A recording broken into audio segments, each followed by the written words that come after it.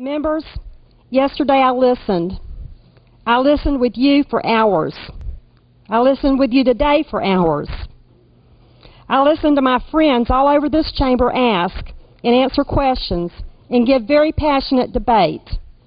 And I listened to members that I have great respect for offer amendments to address concerns that many of us here have and many of us at home have. And I listened as Dr. Homan, a quiet man of few words, who when he rises to speak, the chamber becomes so quiet, so reverent, and we all listen. I listened as Dr. Homan talked about the importance of making sure that something of this magnitude be right when it leaves this chamber. Members, I've had many messages and phone calls from parents, business owners, and community leaders who have asked me to oppose this bill. They are all in my district. And teachers who are well educated, highly qualified, and have years of experience in education. Teachers who were not at the table when this bill was crafted. Teachers who have read this bill, have comprehended it, and have shared their concerns. All who do not support this bill.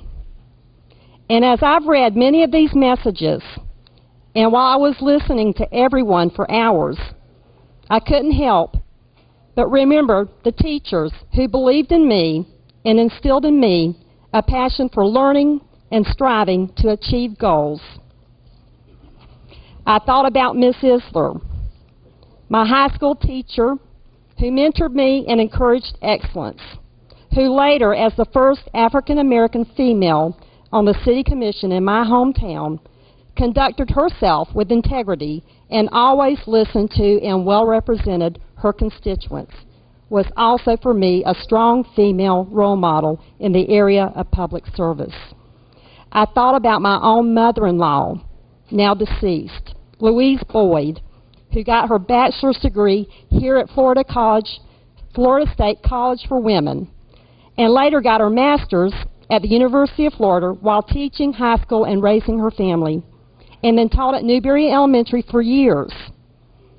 Towards the end of her 31 years of service, I remember her telling me that when discipline in school changed, when parents became more and more disengaged, so did the challenges that teachers faced. But you know what? Even with those ever-increasing challenges, her love of teaching and her love for her students and her belief in her students always stayed strong. I thought about my sister-in-law, Cherie Wright, who taught here in Florida. She now teaches high school English in Georgia. She has taught in one of the most challenging schools and has consistently taught one of the most challenging classes. A class with a majority of students with the most challenging issues. And I thought about my own niece, Trista, who is currently a student, who will most likely be the only one of her generation of my family to graduate from college. A very bright young lady who has told me that teaching is important and she will be teaching tomorrow's generation, tomorrow's leaders. I'm very proud of her. After tonight, she may reassess her goal. And she has been at home watching.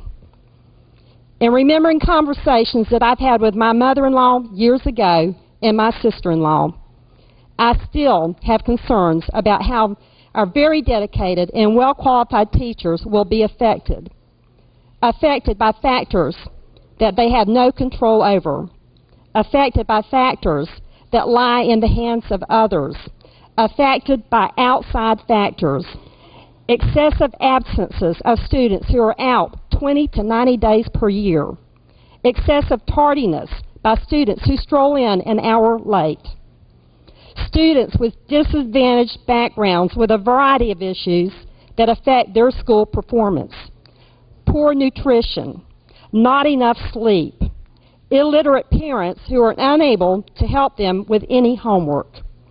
These students arrive at the classroom door with challenges, outside factors that their teacher cannot do anything about.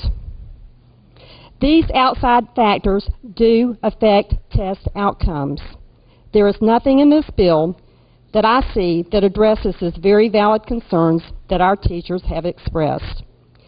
Outside factors that will affect learning gains and measured as teacher performance and completely beyond their control unless they decide to take their challenged students into their homes every year and are personally responsible for them just as they are their own children.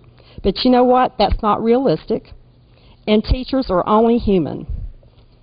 And to base their pay and threaten their entire careers because they may have students who do not make adequate gains because of outside factors or challenges is policy that I'm not comfortable with and I cannot support. Members, in closing, when deciding how to vote on legislation here in our chamber, I ask myself several questions. Is it good public policy? And I do my research, I read the bills, I read the staff analysis, I ask my questions. Does my vote represent the will of the citizens who elected me? And I'm going to have to tell you, I've done a lot of listening here. I've been very intent. I've been very open-minded. And I honestly have to say that after everything that I've heard and read, the answers to these questions are no. I don't believe the policy addresses the very valid concerns that have been expressed to me. And no, I cannot support this bill and represent the will of my constituents, the people who elected me. Therefore, Mr. Speaker, I will not be supporting this bill today, and I appreciate the opportunity to speak. Thank you. Thank you, Representative Boyd.